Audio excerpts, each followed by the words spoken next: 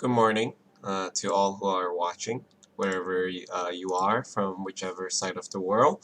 Good morning and welcome to Seated in Rain, a 10-day devotion on Messianic Psalms.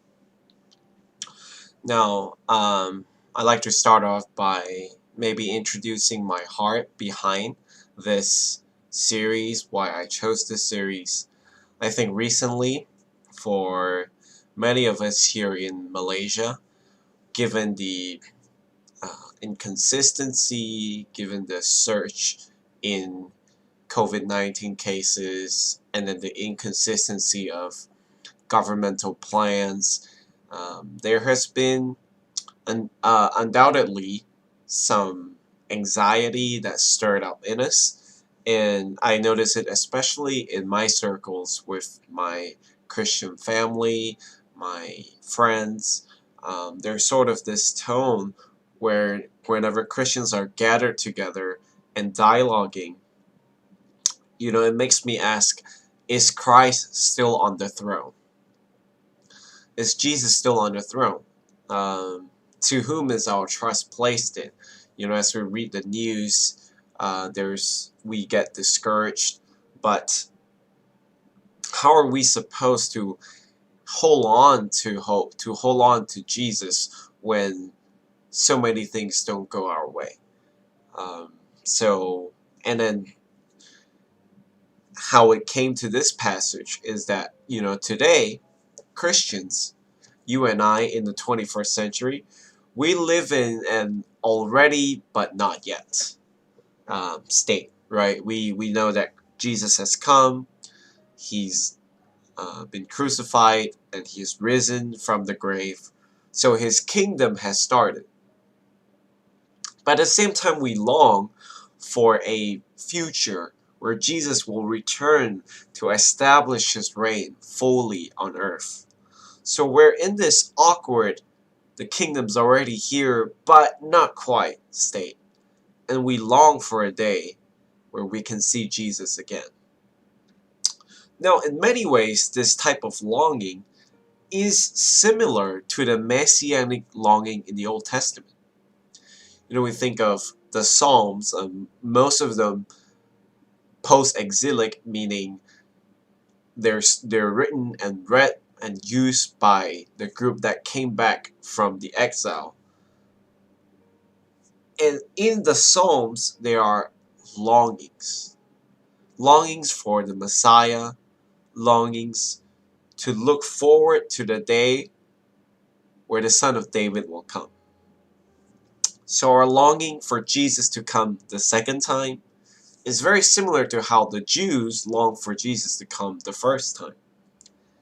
Now, of course, given this is a devotional, about 15 minutes long, we're not going to go into the exegetical details. We're not going to really, you're not listening to a sermon necessarily. We're only going to highlight crucial parts of the psalm so that you and we get a big idea of what the psalm is trying to communicate, how it projects Christ to us, and then we can use that to turn that into a time of prayer. So that's the first emphasis, is that this will not be an in-depth exegetical like message like you would hear in a sermon. But the second point that I want to stress is I like to balance between word and prayer. So often in the church, you will have maybe 40 minutes of the word and then 5 minutes of response, or maybe 20 minutes of somebody sharing about a Bible passage and then 10 minutes, maybe 5 minutes of prayer. So what I would like to do over the next 10 days is we would spend 15 minutes in the word, but also 15 minutes in prayer. Now, if praying 15 minutes isn't something you're particularly used to, I'd like to challenge you to take this time. For those of you who are watching from West Malaysia, where you're in MCO, and for all of us before we start our day, to quiet our hearts and put our longing submit our longings, our requests before the Lord for 15 minutes and to practice the discipline together, and then I will close. So, without further ado, let's jump into our text this morning, Psalm 2. Now, first thing we notice about this psalm, much like Psalm 1, there is no title, right? There is no inscription at the top where we will usually see a Psalm of David, a Psalm of the sons of Korah. But the Psalm 1 and Psalm 2, they have no title, no inscription. Which tells us Psalm 1 and 2 are actually introduction to the whole book of Psalms, also known as the Psalter. So for future reference, whenever I say the Psalter, I'm talking about the book of Psalms as a whole. Okay, the Psalter is the book of Psalms as a whole. So Psalm 1 and 2 are much like an introduction to a whole collection of 150 Psalms.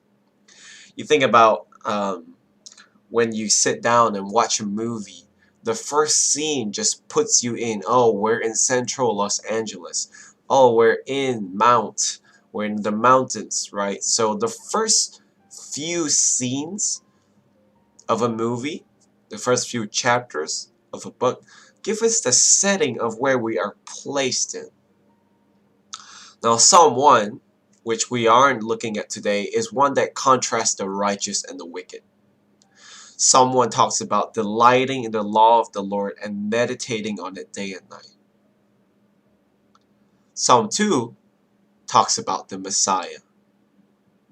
So the law and the Messiah are central concepts of the Psalms.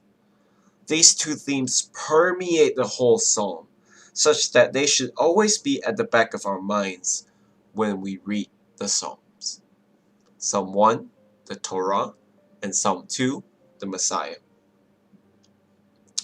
So let's look at the psalm, which is divided into 4 stanzas. And we're going to look at the first 3 verses here.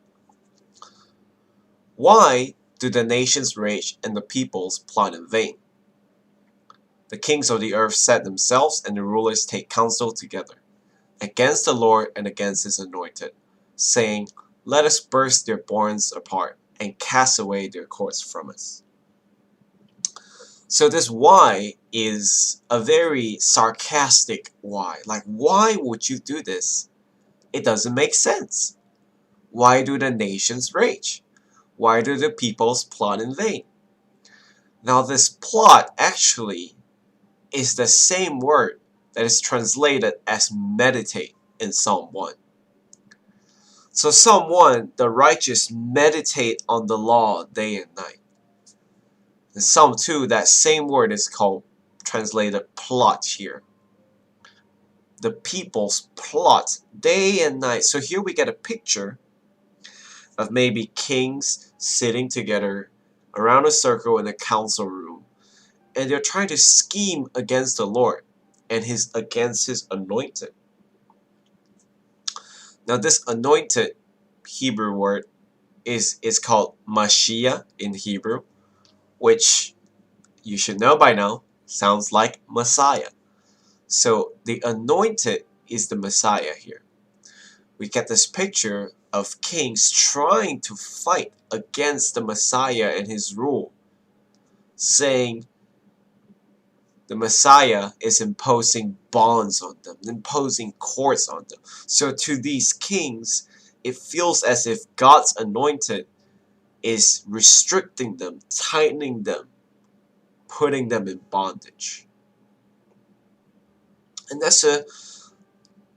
we certainly see in Luke chapter, we see in Acts chapter 4 that the kings here eventually, as when Peter quotes Psalm 2, the kings here are Herod and Pilate, and the peoples are the Jews who crucified Jesus. Now, God's anointed is the one who is put here be suffered. Now, this word anointed is not just reserved for kings. In fact, if we see, of course, in the Old Testament, Saul and David were anointed, but so were priests and so were prophets. So immediately, right here, even before verse 3, we get this idea that this Messiah is not just a powerful king. He's something more than that. Now, in the Old Testament, kings were God's representative of his chosen representative among his people. So the people's well-being, their future, were tied up with the success or the failure of the king.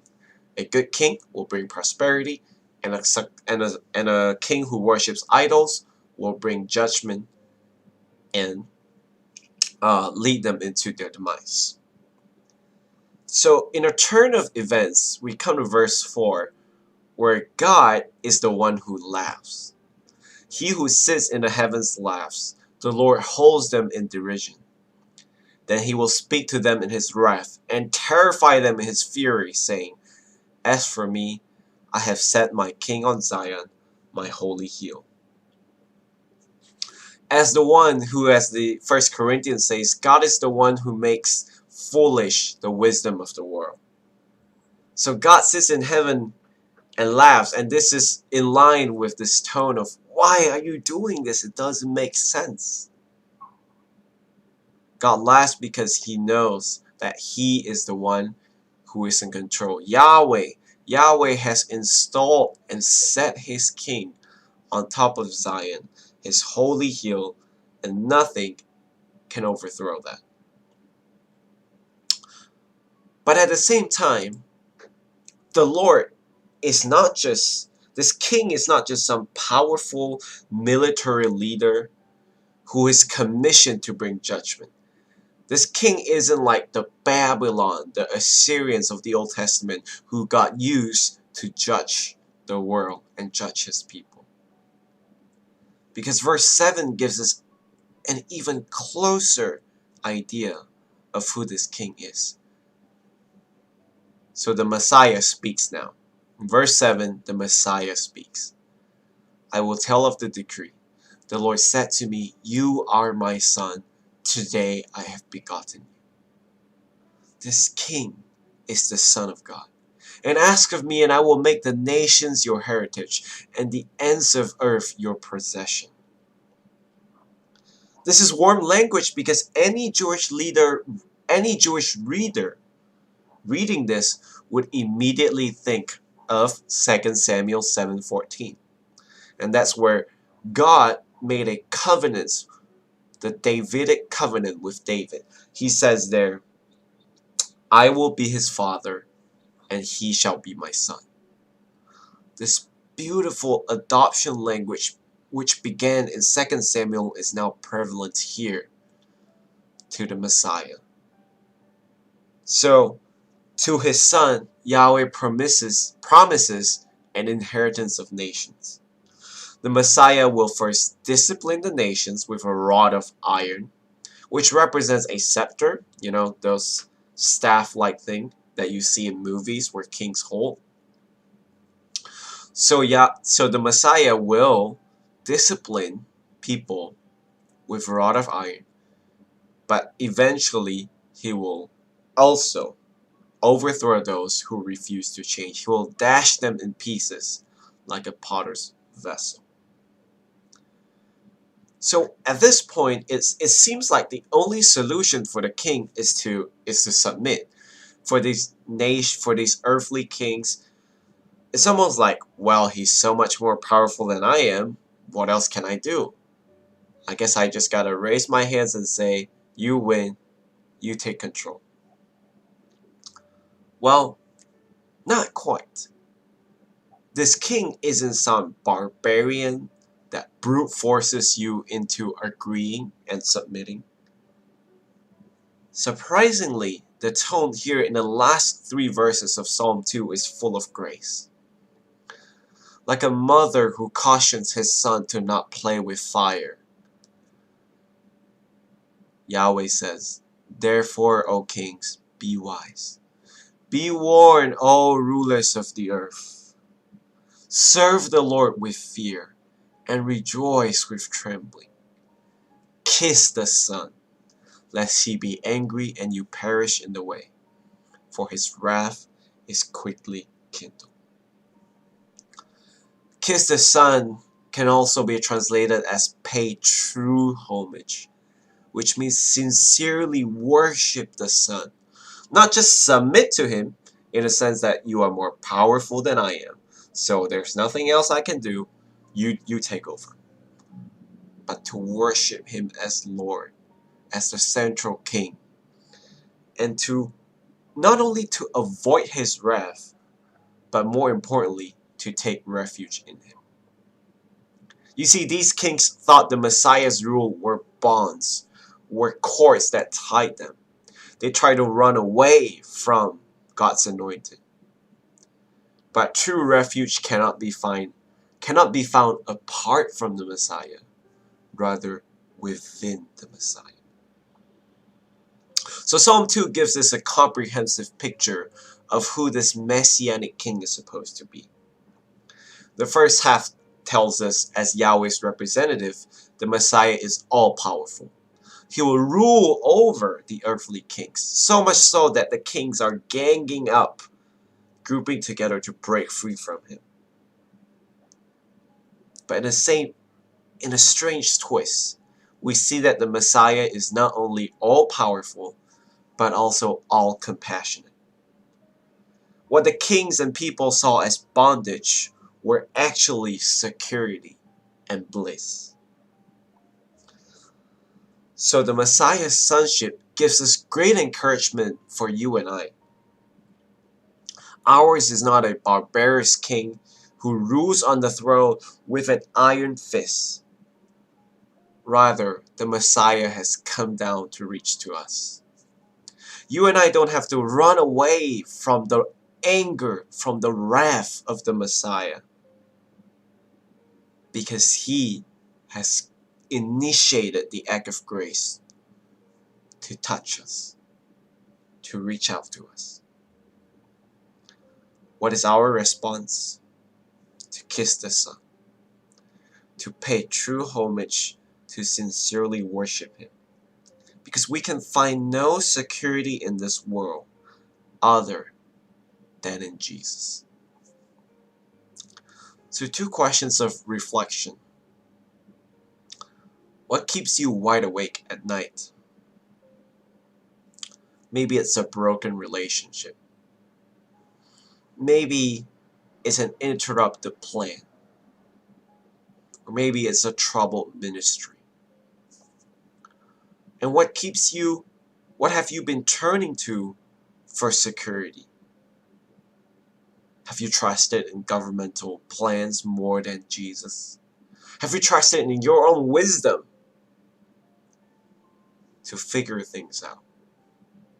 Is Jesus just some backup plan, some spare tire that we have at the back in case things don't work out? So I encourage you to take the next 10 to 15 minutes to submit your worries before the Lord. And let us rest our hearts in him, to embrace this idea of Christ as the central king.